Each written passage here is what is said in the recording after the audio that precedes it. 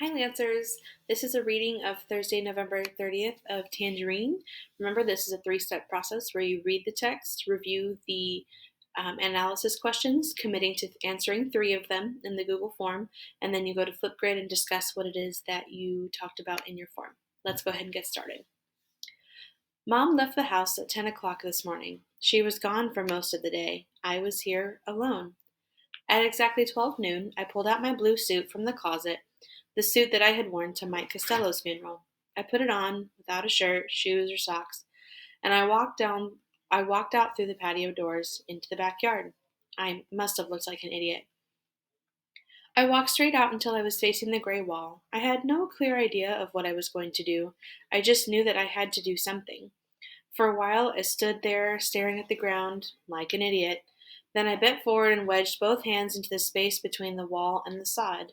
If you guys don't know it, sod is a way of describing like fake grass, like the carpeted grass. Well, it's not fake, it's real grass, but it's like set up in a carpet that a lot of construction workers use to put in new houses. Okay, so I pulled up the sod and up and toward me, and so that the whole piece of it rolled back onto my feet with its roots sticking up. Beneath it was a rectangle of white sugar sand, 2 feet long and 3 feet wide. I got down on my knees, like an idiot, on that upside down piece of sod, and I started to scrape away the sugar sand. I scooped up big handfuls of it, piling them on either side of the rectangle until I reached the dirt below. I stared at that dirt in fascination, thinking how odd it was that I had never seen it before. This was the dirt that we lived on, the dirt of the tangerine grove that we burned and buried and plowed under and coated with sand and landscaped over. Here it was. The sweat started to drip off of my forehead, fogging up my glasses. I yanked them off and threw them over to the side. I didn't even know where they landed. Then I bent over that hole in the dirt until my face was an inch above it. I thought about Luis Cruz, a man I barely knew. I thought about Luis Cruz being lowered into this ground, never to come back up.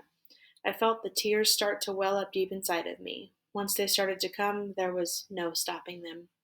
I wept and sobbed and poured tears into that hole in the ground. Like an idiot? No, I don't think so. When I was finished, I stood up, brushed the dirt from my knees and elbows, and located my glasses. I pushed the sand back into place and rolled the sod back into position.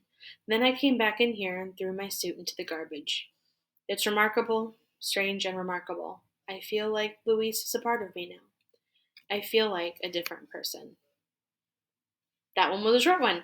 So it is kind of a strange entry. I won't deny that. I feel like it's almost what Paul did, like knowing he can't go to the funeral, he still like kind of wanted to participate. Um, a lot of symbolism in there, a lot of things that the author is using from nature to convey an idea, but kind of a weird one nonetheless. All right, the next step is to answer three analysis questions out of the eight available to you and to join us over on Flipgrid. I'll see you there.